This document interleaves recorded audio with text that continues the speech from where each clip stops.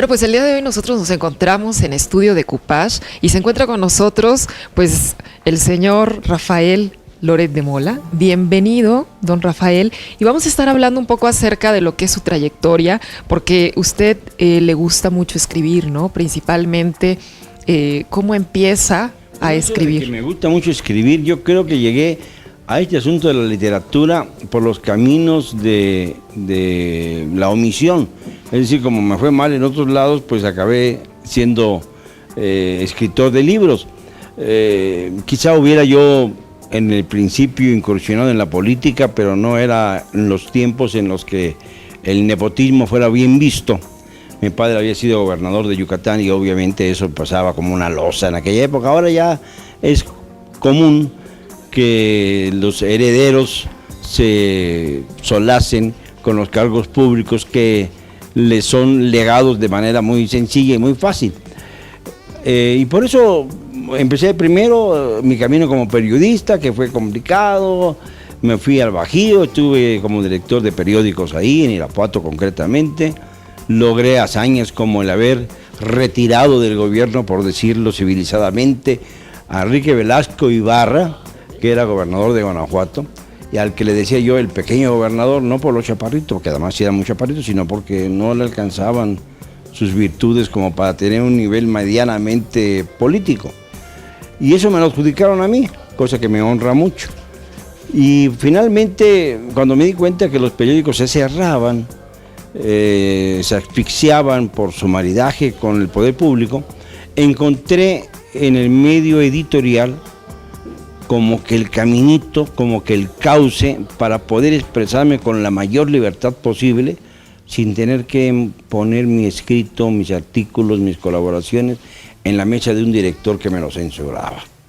Entonces, con los libros me dirijo de manera más abierta y más cercana con los lectores, sin que medie el criterio más que el mío.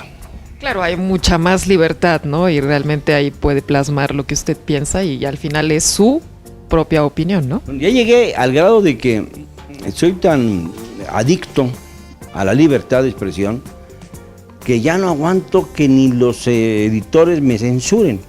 De hecho, la última editorial en la que estuve, que fue Océano, no estuvo de acuerdo con mis obras. De repente, como que después de haberme publicado decenas de mis libros, decidieron no editar uno que se llamaba Nuestro Inframundo, hace 2 años, alegando, y eso que tenemos ya bajo contrato, el compromiso de editar, porque a mí me contrataban, me daban anticipos y todas las cosas.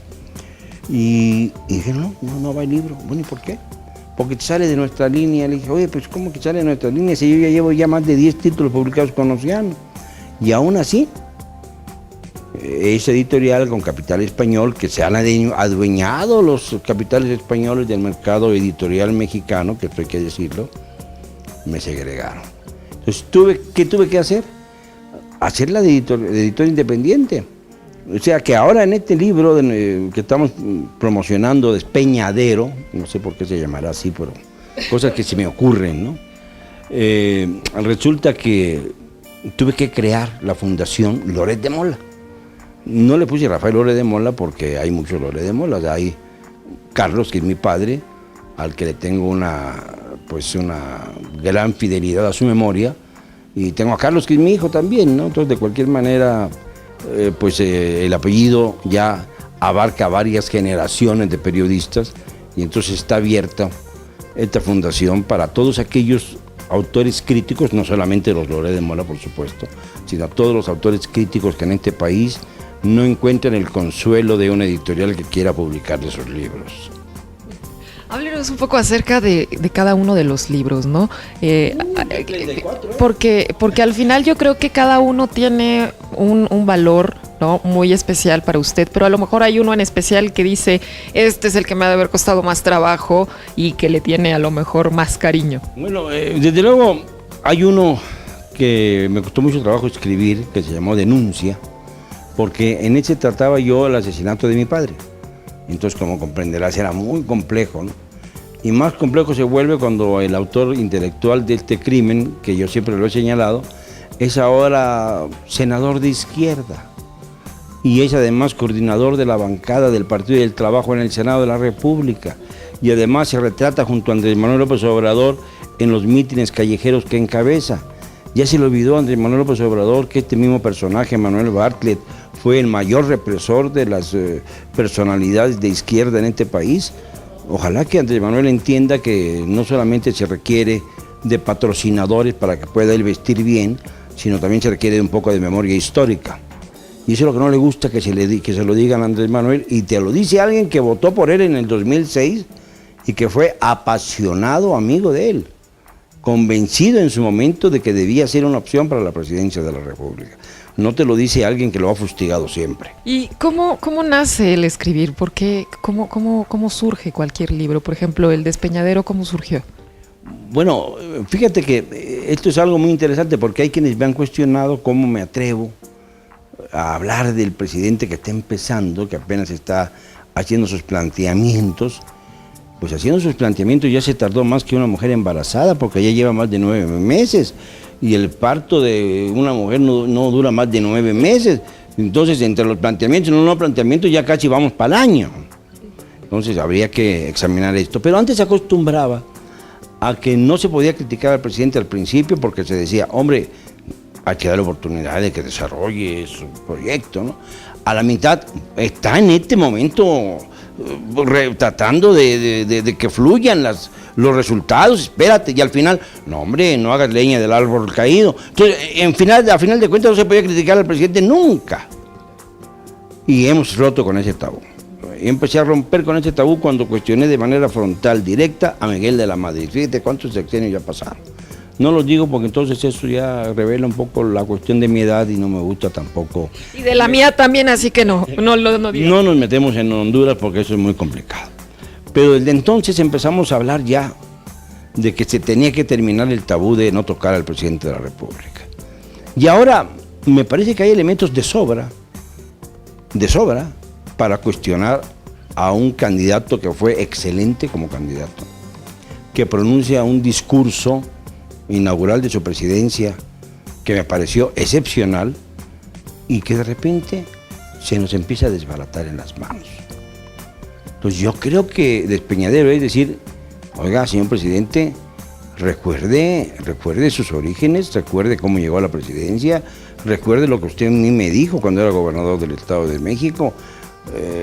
Ya es hora de que nos olvidemos de los pactos y de los acuerdos y empecemos a hablar de los resultados y de los hechos.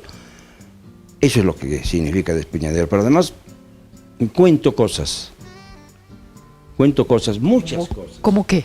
Una en especial. No, cuento pues algo que tiene que ver con la agenda presidencial. Hay una hora destinada a la agenda sexual también. Ya no quiero adelantar más porque entonces no te van a dejar transmitir este programa y entonces no me hago publicidad yo y salimos perdiendo todos. Así dejamos con la duda a los lectores para que lo vayan buscando.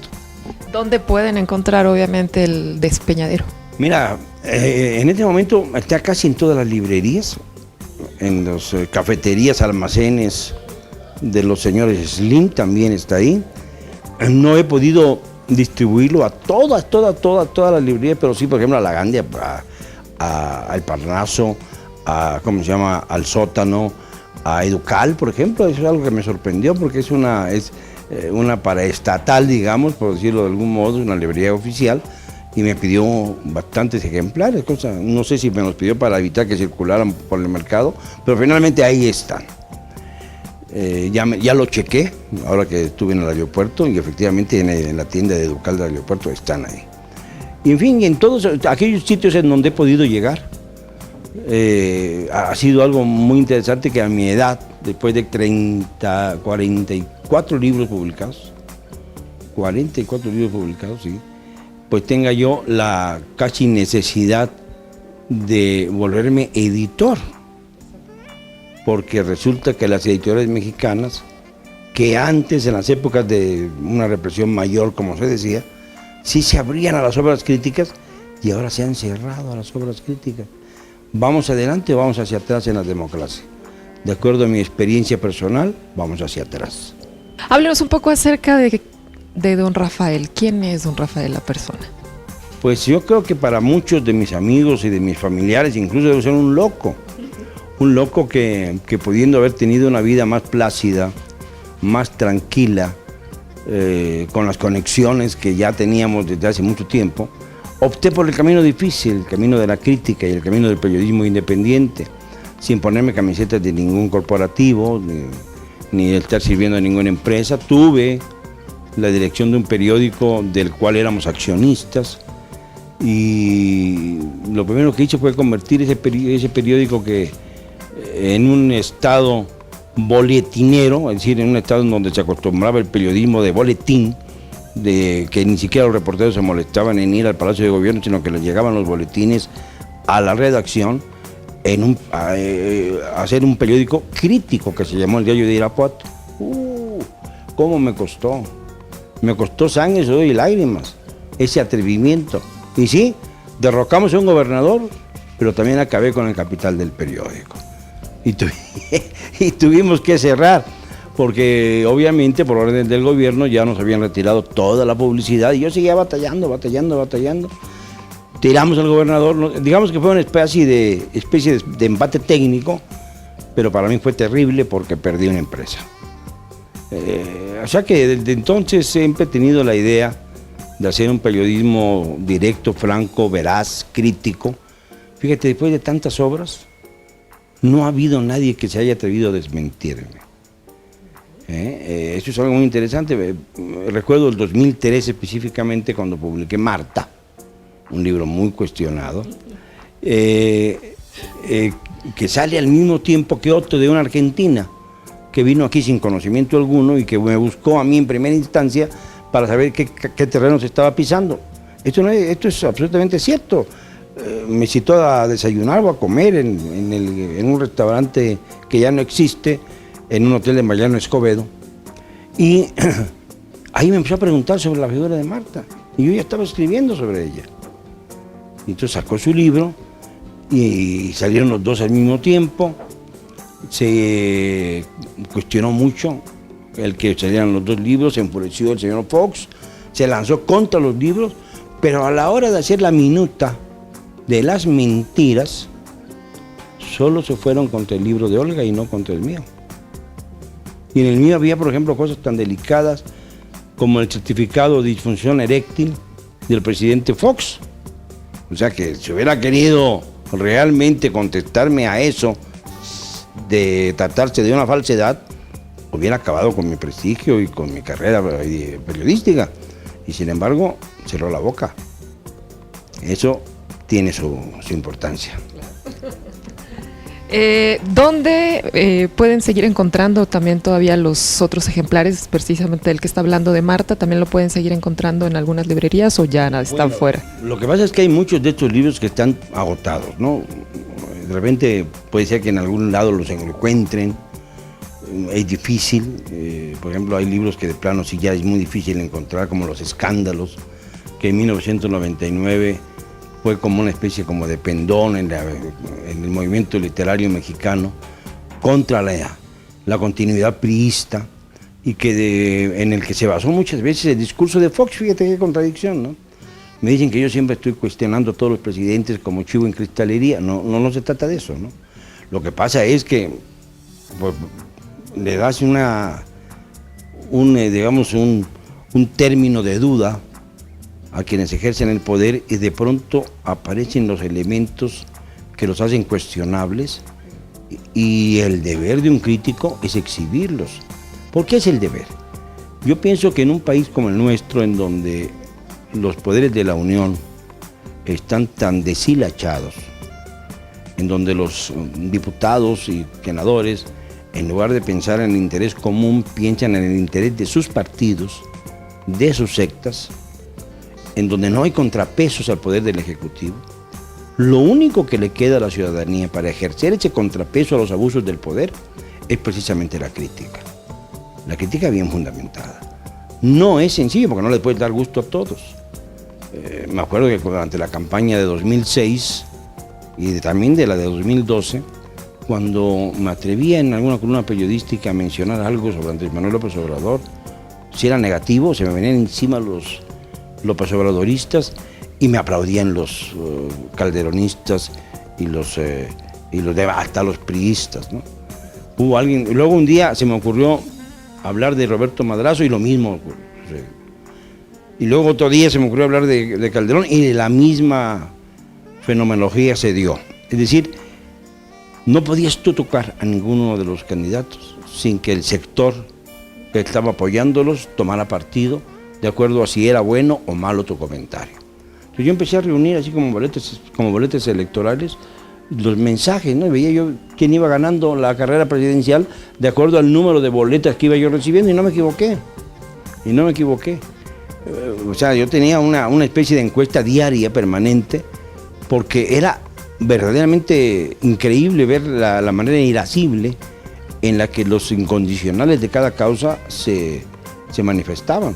Y eso le ha hecho mucho daño al país, todavía hasta la actualidad. En el caso de los maestros, por ejemplo, los que están a favor, los que están en contra, pero no hay manera de discutir. Si estás en contra, los que están a favor te descalifican y te injurian, y viceversa. No hay manera de ponerse de acuerdo en un escenario en el que se pueda hablar con serenidad, con calma, con ponderación, de los pros y contras de cada movimiento, de lo que va a ocurrir el día 15 de septiembre, de que el señor Peña pues a lo mejor se va a tener que ir corriendo a Dolores Hidalgo. Esto es terrible para la institución presidencial, porque nos damos cuenta de algo muy grave. En la medida en que se genere violencia en el país, de cualquier tipo, le estamos dando la razón a todos aquellos que apuestan porque México sea un estado fallido, un estado que sea intervenido por el norte, por las potencias del norte, para darnos las rectorías principales en lo económico, en lo político, en lo social. Esto es lo grave. Bueno, don Rafael, muchísimas gracias, de verdad un gusto tenerlo. Yo creo que nos podríamos pasar días, horas platicando con usted, ¿no? De cada uno de sus libros y sobre todo que la gente vaya y busque el libro de usted, El Despeñadero, que ahorita está a la venta, ¿no? Pues ojalá que así sea, porque realmente se van a encontrar con una obra crítica, muy crítica, que de alguna manera tiende a despertar las conciencias adormiladas de los que ejercen el poder. En la medida en que asumimos voces, podemos despertar. Pues muchísimas gracias y bueno, pues todo el éxito, así que ustedes vayan y consuman y, ¿por qué no? El Despeñadero, que lo lean y que bueno, pues tomen cada quien su opinión. Muchísimas gracias. De eso se trata el debate, que no se trata de que coincidan conmigo, sino de que discutan conmigo, eso sí. Muchas gracias.